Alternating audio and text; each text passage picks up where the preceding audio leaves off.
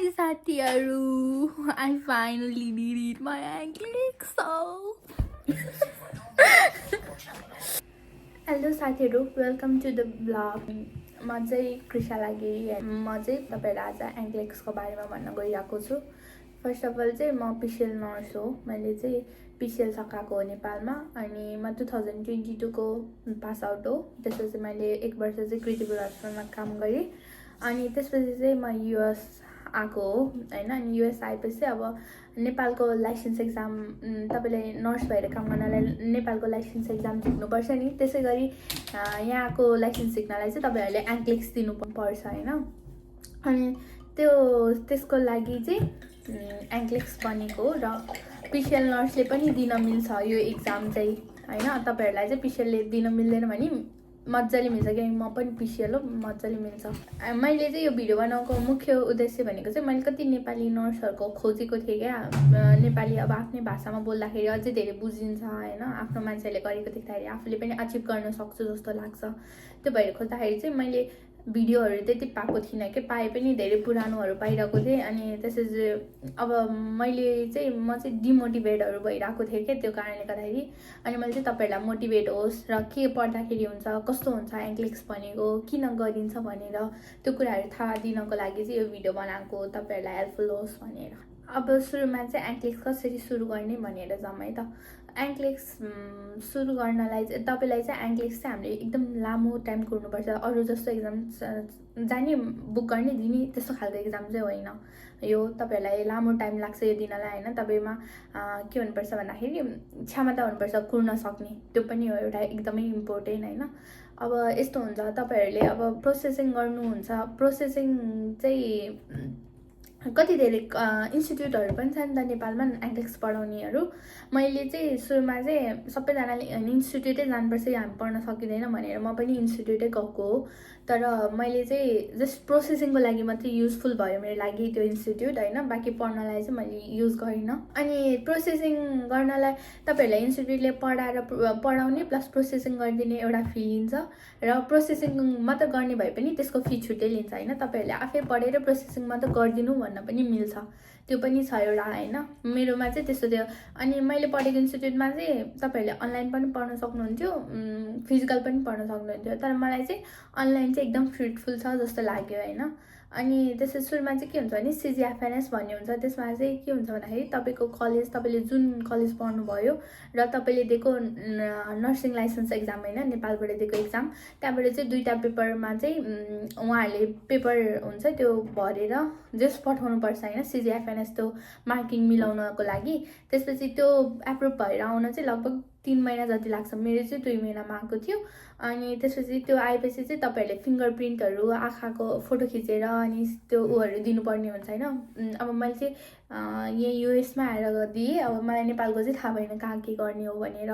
त्यो दिएपछि चाहिँ अनि तपाईको के हुन्छ भने बल्ल अनि बोर्डलाई चाहिँ एप्लाई गर्ने हुन्छ। अनि बोर्डलाई एप्लाई गरेपछि उनीहरुले अब चाहिँ तपाईहरुले चाहिँ अब एक्जाम दिन मिल्छ भनेर भन्छ। त्यसपछि चाहिँ अनि तपाईहरुले त्यो बुक गरेपछि चाहिँ तपाईहरुले 75 डेज भित्रमा एक्जाम दिइसक्नुपर्ने हुन्छ। नेपालमा चाहिँ यो एक्जाम दिने ठाउँ छैन, तपाईहरु इन्डिया जानुपर्छ हैन। अब मलाई इन्डियाको कुन ठाउँ भनेर चाहिँ त्यो चाहिँ मलाई थाहा छैन। तर मैले चाहिँ युएसमै दिएको हो हामी। अनि यो पनि भन्न चाहन्छु अब युएसमै हुनुहुन्छ तपाईहरु नेपाली नर्सहरु अनि एङ्ग्लिक्स दिन चाहनुहुन्छ भने चाहिँ तपाईहरुलाई चाहिँ जस्ट पासपोर्ट भए इनफ हुन्छ। सोशल सेक्युरिटी नम्बरहरु चाहिँ चाहिदैन। अब पढाइतिर जाँदाखेरि चाहिँ मैले के पढेँ भन्दाखेरि चाहिँ सुरुमा चाहिँ मैले भनिहालेँ म इन्स्टिट्युट गएको थिएँ भनेर। मैले उहाँहरुको पढ्न ट्राई गरेँ हैन। मैले लगभग 2 हप्ता जति पढेँ। तर मलाई चाहिँ के भयो भन्दाखेरि मैले पढेको कुराहरु बिर्सेँ क्या। मैले त्यो क्याचअप गर्नै सकिनँ। खै उहाँहरुले पढाएको नपुगेको हो कि मैले बुझ्न नसकेको मलाई थाहा भएन। मलाई चाहिँ त्यो फ्रुटफुल लागेन। त्यसपछि मैले सन्डर्स किनेँ। त्यो पनि एकदम भास्ट लाग्यो। मैले म पढ्न सक्दिनँ होला भनेर मैले त्योबाट पनि के भन्छ अरे साइड लागेँ। यो सबैहरुले चाहिँ मलाई भएन। अनि मैले चाहिँ दुईटा रिसर्च चाहिँ मेरो लागि एकदमै इम्पोर्टेन्ट भयो। मैले चाहिँ आँखा चिम्लेर यो दुईटा मात्रै छोको। मैले बाँकी केही पनि छैन, न आर्चर न सन्डर्स, मैले केही पनि लिएन। मैले दुईटा रिसर्च एकदमै इम्पोर्टेन्ट लिएको भनेको चाहिँ मार्क क्लिमिक र अर्को भनेको चाहिँ यु वर्ल्ड।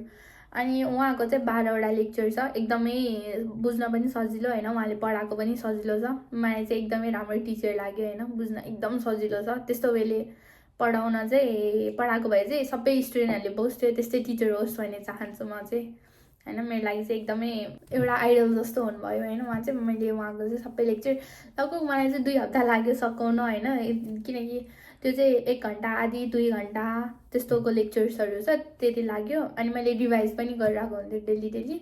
अनि अर्को भनेको चाहिँ मैले अब डेट बुक गरेपछि चाहिँ मैले यु वर्ल्ड लिएको थिएँ 2 महिनाको लागि। अनि त्यो चाहिँ मैले के गरेँ भन्दाखेरि चाहिँ त्यहाँ चाहिँ तपाईँको टाइम टेबल पनि हुन्छ होइन। अनि त्यो टाइम टेबल चाहिँ उनीहरूले त्यो तपाईँले कति घन्टा पढ्ने त्यो दिनको भनेर हुन्छ होइन, त्यसरी लिँदा पनि हुन्छ, त्यो टाइम टेबल फलो गर्दा पनि हुन्छ। मैले चाहिँ त्यही नै फलो गरेको थिएँ होइन, टाइम टेबल लिएर अनि त्यसरी त्यो सबै कम्प्लिट गरेको थिएँ। पर डेमा लगभग 5 घन्टा जति चाहिँ पढ्थेँ म। अनि त्यसपछि 5 घन्टा जति इनफ छ।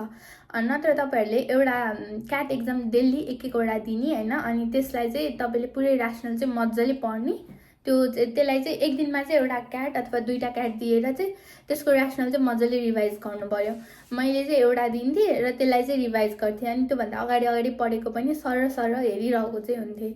अनि त्यसरी चाहिँ मैले 2 महिनाको कम्प्लिट यु वर्ल्ड मैले लगभग 3000वटा क्वेसन छ होला सायद यु वर्ल्डमा, त्यो चाहिँ मैले कम्प्लिट गरेँ होइन। अनि त्यसमा चाहिँ सुरुमा चाहिँ मेरो कस्तो हुन्थ्यो भन्दाखेरि सुरुमा चाहिँ एकदमै बोर्डर लाइन आउँथ्यो होइन, अनि मलाई चाहिँ लामो सक्दिनँ जस्तो लाग्थ्यो। बट बिस्तारै पढ्दै गएपछि चाहिँ हाई आउन थाल्यो, त्यहाँबाट भेरी हाई जस्तो भयो। अनि त्यसपछि के हुँदो रहेछ नि, एन्क्लेक्समा चाहिँ पर्सेन्टेज डजन्ट म्याटर, एन्क्लेक्समा चाहिँ लजिकले चाहिँ म्याटर गर्दो रहेछ होइन। तपाईँको कतिवटा रङ भएको छ र कतिवटा राइट छ, त्यसले चाहिँ म्याटर गर्दो रहेछ, पर्सेन्टेजले चाहिँ म्याटर नगर्ने रहेछ। त्यो लजिक भन्ने चाहिँ हुन्छ होइन, 0 हुन्छ अनि यता माइनस हुन्छ, यता प्लस हुन्छ। अनि तपाईँलाई बिचको मिडियमवाला क्वेसन दिन्छ, अनि त्यहाँबाट अब तपाईँले मिलाउँदै जानु भने गाह्रो हुँदै जान्छ, माथि सर्दै जान्छ, र तपाईँले बेसी मिस्टेक गर्दै जानु भने तल जान्छ होइन, त्यस्तो हुन्छ। अनि त्यसपछि अर्को भनेको यु वर्ल्डले चाहिँ अब 2 महिनाको कोर्स लिँदाखेरि चाहिँ 2टा सेल्फ असेसमेन्ट दिन्छ।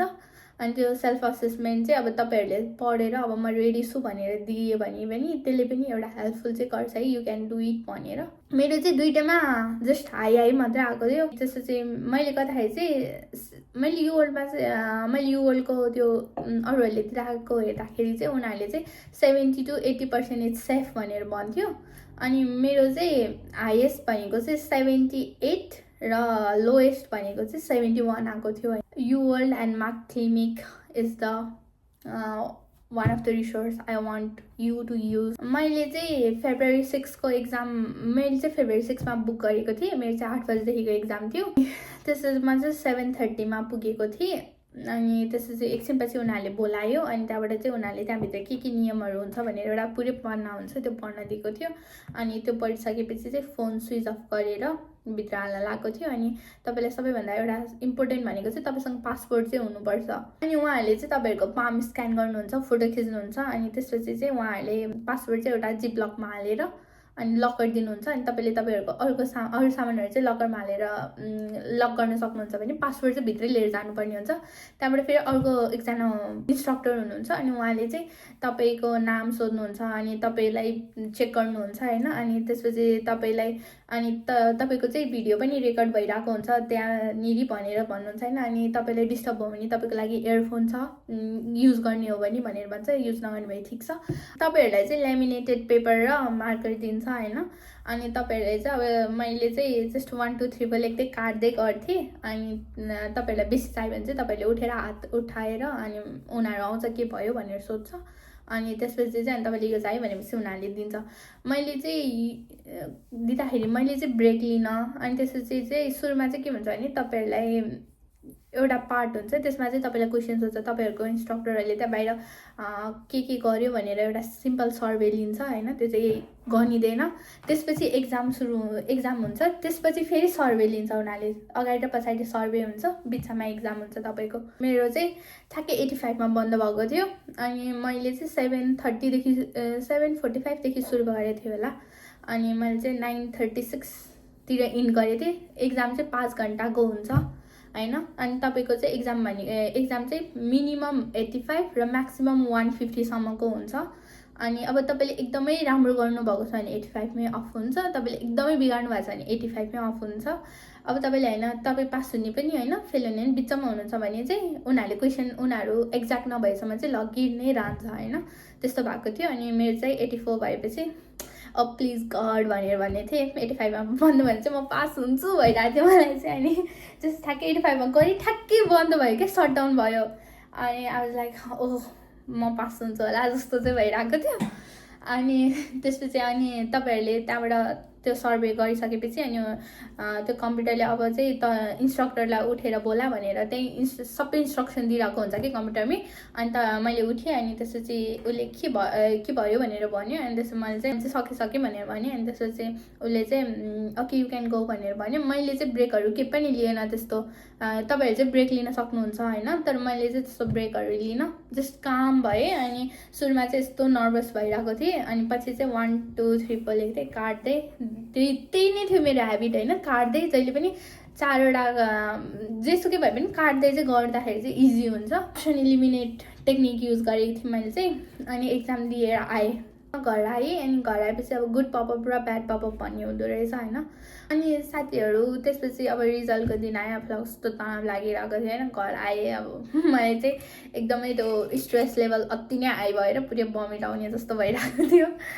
अब नर्भस त भइहालिन्छ होइन। अनि त्यसपछि कोही पनि स्योर भएर गइदिएन होइन, म पुरै पास हुन्छु भनेर चाहिँ कसैलाई पनि हुँदैन। कति कुराहरू क्वेसनहरू हार्ड पनि थियो मेरोमा चाहिँ, एक लेभलमा चाहिँ पुरै हार्ड गएको थियो क्या। म चाहिँ म सक्दिनँ जस्तो लागेको थियो एकचोटि चाहिँ। अनि एकचोटि चाहिँ सजिलो हुँदै गाह्रो जान्छ भन्दाखेरि ल म चाहिँ गाह्रोमा पुगेछु, मैले राम्रै गरिरहेको रहेछु भन्ने पनि फिल भएको थियो मलाई चाहिँ। म घर आएपछि अब कस्तो तनाव भइरहेको थियो। अनि 48 आवर्समा मात्रै रिजल्ट निक्लिन्छ, क्विक रिजल्ट हेर्न मिल्छ भनेर भनेर चाहिँ $7 तिरेर अनि क्विक रिजल्ट हेर्नलाई जस्ट म चाहिँ गरिरहेको थिएँ। अनि त्यसपछि अनि मैले चाहिँ दिदी अनि साथीको चाहिँ थ्रुबाट चाहिँ अनि मैले चाहिँ 24 आवर्स पछि चाहिँ अनि मैले उनीहरूलाई कसरी हेर्न मिल्छ 24 आवर पछि एक्जाम भनेर सोधेको थिएँ। अनि उनीहरूले चाहिँ टेक्सास बोर्ड अफ नर्सिङमा जाऊ, त्यहाँनिर एक्जाममा टिक लाग्यो भने युआर पास, त्यहाँ रङ छ भने युआर फेल भनेर भनेको थियो। अनि मैले चाहिँ ठ्याक्कै 24 आवर्स पछि हेर्दाखेरि त्यहाँ टिक लागिरहेको थियो होइन। अनि त्यही पनि म फुल्ली चाहिँ म पास भएको हो भन्ने चाहिँ मलाई भएको थिएन क्या, किनकि म कन्फ्युजन भइरहेको थिएँ। पास भनेर आएको छैन, जस्ट त्यहाँ टिक मात्रै लागेको छ नि त, स्योर भएकै थिएन। अनि भोलिपल्ट चाहिँ के भयो भन्दाखेरि क्विक रिजल्ट हेरेँ मैले चाहिँ, पैसा तिरेर चाहिँ $7 तिरेर चाहिँ मैले रिजल्ट हेर्दाखेरि चाहिँ पास भनेर आयो। I passed at 85 question in first attempt होइन। म पिसिएल नर्सले पनि गर्न सक्छ है, हार्डवर्क गऱ्यो भने भन्दा चाहिँ हामीहरू चाहिँ इक्जाम्पल हो होइन, को पिसिएल नर्सहरूले गर्नुभएको छ। We are the example and motivation for others, you can do it भनेर। तपाईँहरूलाई केही हेल्पहरू चाहिएको छ, केही क्वेसन छ भने चाहिँ तपाईँहरूले म्यासेज गर्न पनि सक्नुहुन्छ है, त्यहाँ मुनि कमेन्ट गर्न सक्नुहुन्छ। म्यासेज गर्नु भनेको छ, you can comment down below, हामी रिप्लाई दिनेछौँ हजुरको कमेन्टलाई होइन। त्यस्तो पैसा चाहिँ हामी लिँदैनौँ, जस्ट हेल्प मात्रै गर्न खोजेको है, आफू अप्ठ्यारोमा नपर्नु भनेर। If you need help, we are there for you. Thank you. Bye bye. Please like and share and subscribe.